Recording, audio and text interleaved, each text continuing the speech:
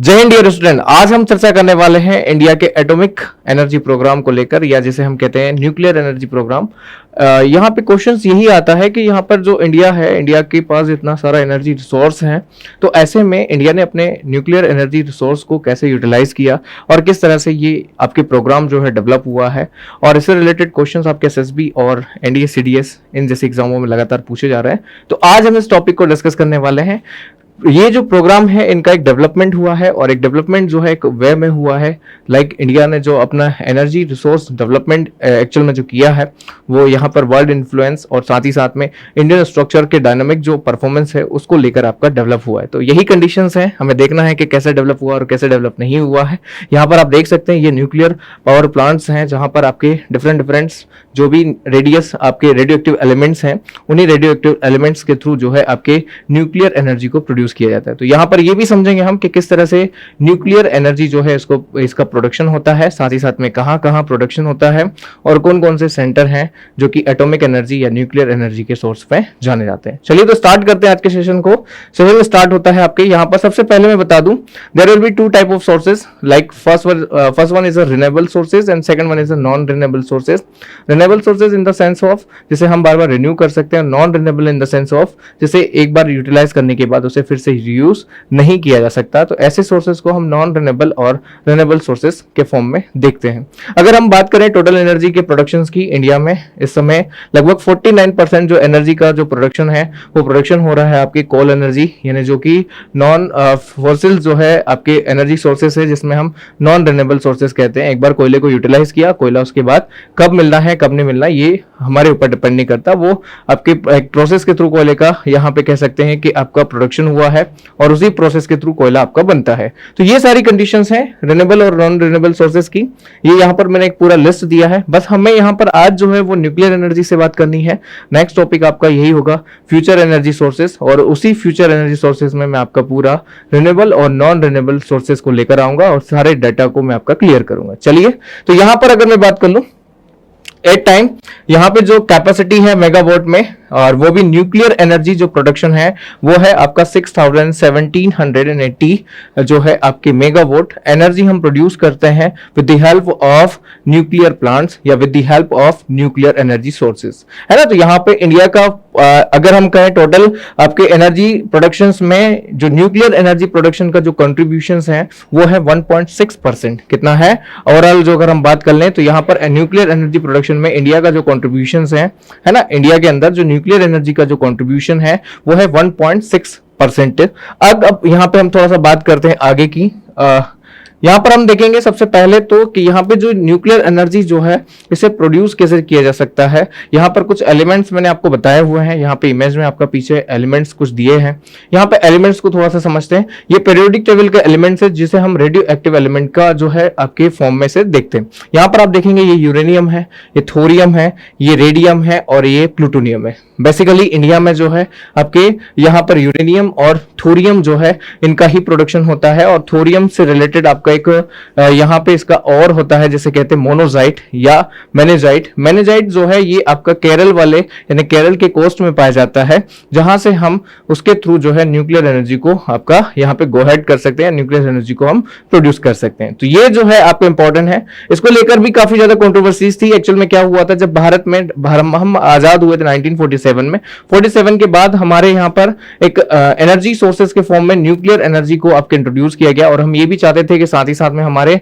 Atomic जो energy हो और साथ ही साथ में एटॉमिक एनर्जी के साथ भारत में आपका यहाँ पर न्यूक्लियर पावर प्लांट के थ्रू हम जो है न्यूक्लियर टेस्ट भी करने के लिए कैपेबल हो, यानी जब वर्ल्ड लेवल में आपकी अमेरिकन कंट्री और अदर कंट्रीज और पाकिस्तान भी इस होड़ में लगा हुआ था कि कैसे ना कैसे करके न्यूक्लियर टेस्ट किया जाए, तो इंडिया भी चाहता था कि उसके यहाँ भी कुछ न्यूक्लियर एनर्जी प्रोडक्शन हो और साथ ही साथ में न्यूक्लियर पावर प्लांट के थ्रू हम जो है न्यूक्लियर टेस्ट भी करने में, यानी न्यूक्लियर जो आपके कैपेसिटी है, न्यूक्लियर जो आपके वेपन्स हैं उनको भी हम डेवलप कर सके।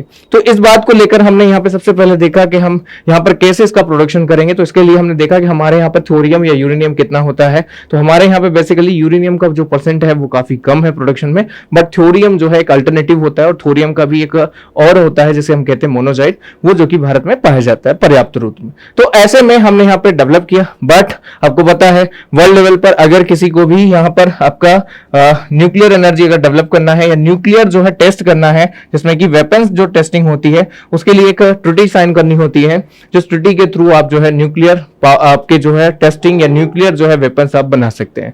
लेकिन भारत ने उस टेस्टिंग को नहीं आपके यानी उस ट्रिटी को जो है साइन नहीं किया था। ऐसे में भारत को कोई भी देश अपना जो भी न्यूक्लियर एनर्जी या आपके टेस्टिंग जो वेपन्स हैं उनको लेकर कोई भी आपकी टेक्नोलॉजी शेयरिंग करने के लिए तैयार नहीं था। ऐसे में भारत को जब जब आपके इस तरह का जैसे मिसाइल डेवलपमेंट प्रोग्राम देखो, जैसे आपके न्यूक्लियर पावर प्लांट देखो, इसरो देखो, जब जब भारत को जब आपके दूसरे देशों ने सहयोग नहीं किया तब भारत ने इंडिजीनियस फैक्टो जो है अपनाया, और ऐसे में भारत ने इंडिजीनियस फैक्टो अपनाया। मोनोजाइट के थ्रू हमने न्यूक्लियर एनर्जी को प्रोड्यूस करने का प्रयास किया। अब देखो यहां पे समझते हैं एक्चुअल में न्यूक्लियर एनर्जी जो है प्रोड्यूस कैसे होती है। आपने यहाँ पर एक रिएक्शन पढ़ा होगा फिजिक्स में या केमिस्ट्री के फॉर्म में, आपने देखा होगा कि यहाँ पर जो है तो दो तरह के रिएक्शन होते हैं, एक होता है फ्यूजन और एक होता है फिजन। यहाँ पे हम समझेंगे फिजन को। फिजन का मतलब होता है तोड़ना। लाइक यहाँ पे होता क्या है कि यहाँ पर एक न्यूट्रॉन होता है और यूरेनियम यानी कोई भी रेडियो एक्टिव एलिमेंट है। जब न्यूट्रॉन को कोलिजन किया जाता है रेडियो एक्टिव एलिमेंट यूरेनियम से या थोरियम से या प्लेटिनियम से या आपके प्लूटोनियम या रेडियम से, तो ऐसे में यहां पर जैसे ही से कलेक्टिव फॉर्म में इसका कोलिजन होगा तो ये जो आपके यूरेनियम है यहां पे अदर सेक्टर में आपका लाइटर एलिमेंट के फॉर्म में डिवाइड हो जाएगा। कुछ इसका जो है पार्ट वो एनर्जी के फॉर्म में आपका प्रोड्यूस होगा, और कुछ जो न्यूट्रॉन्स हैं वापस जाके फिर से जो यूरेनियम का जो आपका डिवाइडेड पार्ट है उससे फिर से आपका टकराएगा, फिर से कोलाइड होगा, और फिर ये जो है कंटिन्यूअस ये चेन आपका रिएक्शन होगा। और जब ये चेन रिएक्शन होगा तो ये आपका कंटिन्यूअस आपके बढ़ता ही जाएगा, कम नहीं होगा। ऐसे में जब ये डिवाइड होकर आपका ज्यादा लार्ज मात्रा में अगर डिवाइड हुआ तो ऐसे में एक बहुत बड़ा विस्फोट होगा, जिसे हम कहते हैं एटॉमिक बॉम्ब या एटॉमिक आपके यहाँ पे जो है रिएक्शन। ठीक है, तो इस तरह से यहाँ पर ये आपका क्या हो जाता है, पूरा एक रिएक्शन हो जाता है जो कि न्यूक्लियर फ्यूजन में होता है। एक फ्यूजन होता है जिसमें हाइड्रोजन और हीलियम आपके मॉलिक्यूल हाइड्रोजन के मॉलिक्यूल मिलकर हीलियम बनाते हैं, और यही हीलियम एनर्जी का सोर्स होता है। लाइक सन एनर्जी जो होती है वो हमें इसी फॉर्म में आपका मिलती है, जिसे हम न्यूक्लियर फ्यूजन कहते हैं, और ये जो है फ्यूजन है। ठीक है, तो ये थोड़ा सा मैंने आपको समझाया किस तरह से आपका एटॉमिक एनर्जी होती है। देख सकते हैं आप यहाँ पर ये है फ्यूजन और ये है फ्यूजन। यहाँ पे फ्यूजन में क्या हो रहा है, ये एक रेडियम का या ये एक आपके रेडियो एक्टिव एलिमेंट है, इसमें न्यूट्रॉन का जैसे ही यहाँ पे आपके क्या होगा कोलिजन होगा तो ये दो पार्ट में डिवाइड हो जाएगा। फिर यहाँ पे न्यूट्रॉन का कोलिजन होगा तो ये फिर आपके वापस से जो है दो पार्ट में फिर से डिवाइड हो जाएगा। जब यहाँ पे हम न्यूट्रॉन का जो है कोलिजन करवाएंगे, बमबारी करवाएंगे, फिर से ये दो पार्ट में डिवाइड हो जाएगा, और ऐसे कंटिन्यूअस ये जो है रिएक्शन बढ़ता जाता है।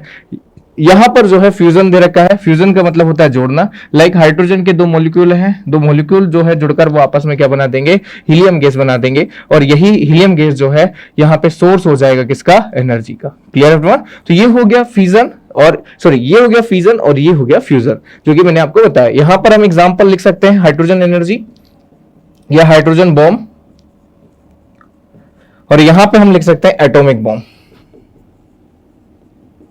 तो जो एटॉमिक बॉम्ब बनाने का जो प्रोसीजर है वो है फ्यूजन, और जो हाइड्रोजन एनर्जी प्रोड्यूस करने का जो आपके प्रोसीजर है वो है आपका फ्यूजन। ठीक है, तो यहाँ पे सन एनर्जी हम इसी फॉर्म में आपका प्रोड्यूस करते हैं, और यहाँ पर हम एटॉमिक बॉम्ब को इसी तरह से इसी रिएक्शंस के थ्रू आपके बनाते हैं। अगर ये लार्ज स्केल पे होता है तो बॉम्ब होगा, अगर ये छोटे स्केल पे होता है तो ये एनर्जी का काफी अच्छा एक अल्टरनेटिव फॉर्म होता है, जिससे बहुत कम समय में बहुत ज्यादा प्रोडक्शन हम कर सकते हैं। ठीक है, लेकिन बहुत सारी हाई रिस्क है। अब क्या रिस्क है वो हम समझेंगे। जैसे मैंने यहाँ पे आपको लिया है यूरेनियम के आइसोटॉप्स लिए हैं।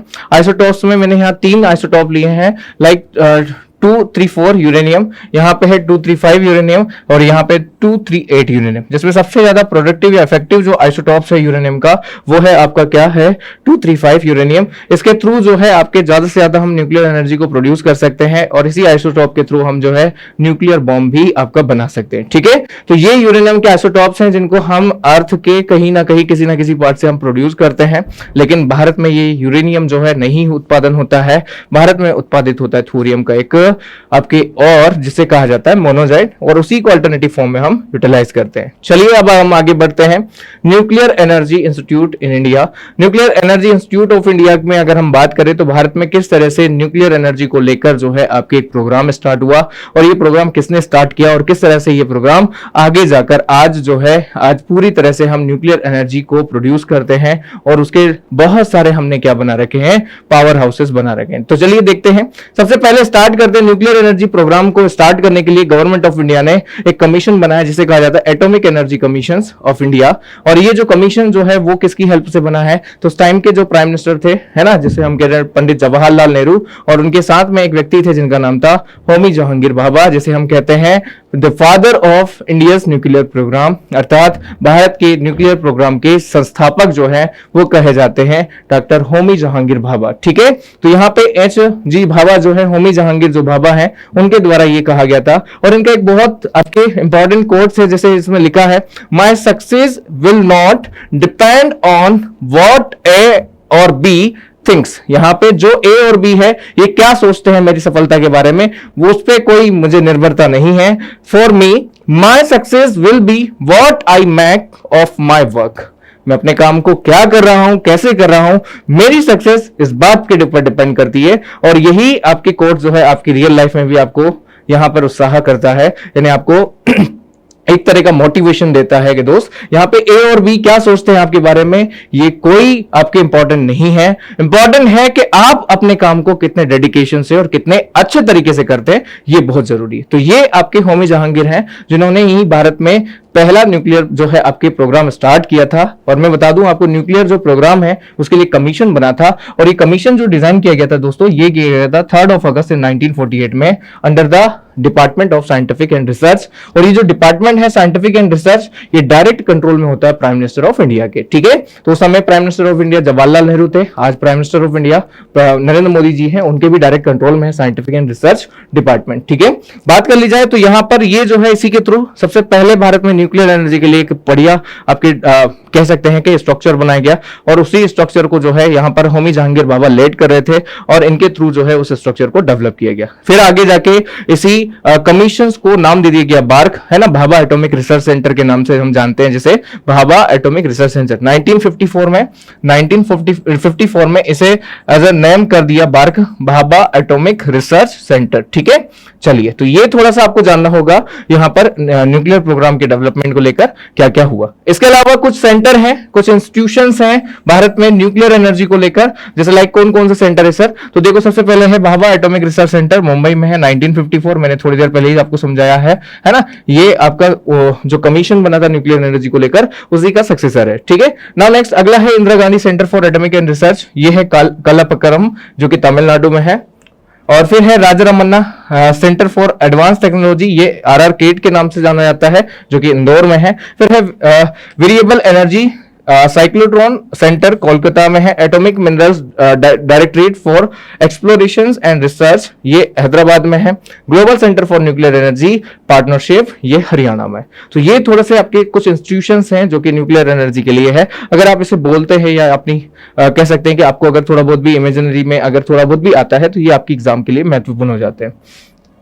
अगला क्या है, अगला है इंडियाज एटॉमिक एनर्जी प्रोग्राम में यहां पर किस तरह से एटॉमिक एनर्जी प्रोग्राम को डेवलप किया। तो चलो हम स्टार्ट करते हैं आज पहले, यानी सबसे स्टार्ट्स में क्या आपका डेवलपमेंट हुआ और किस तरह से डेवलप किया। तो देखो सबसे पहले इंडिया ने with the help of United kingdom, है ना, ब्रिटेन की हेल्प से हमने 4 अगस्त 1956 में, याद रखिए भाभा एटॉमिक सेंटर के बनने के बाद पहली बार 4 अगस्त 1956 when Apsara India's first nuclear reactor went into operations, पहली बार भारत में एक न्यूक्लियर रिएक्टर तैयार किया गया और उस न्यूक्लियर रिएक्टर का नाम क्या है, अप्सरा है, और ये स्टार्ट किया गया था with the help of United kingdom. ठीक है, तो यूनाइटेड किंगडम की हेल्प से भारत में पहला न्यूक्लियर रिएक्टर आया, इसका नाम है अप्सरा। इसके बाद फिर इसके बाद आवर सेकंड रिएक्टर वाज इनॉर्गरेट इन 1960 और ये with the help of Canada, और ये जो आपका रिएक्टर था इसका नाम था साइरस।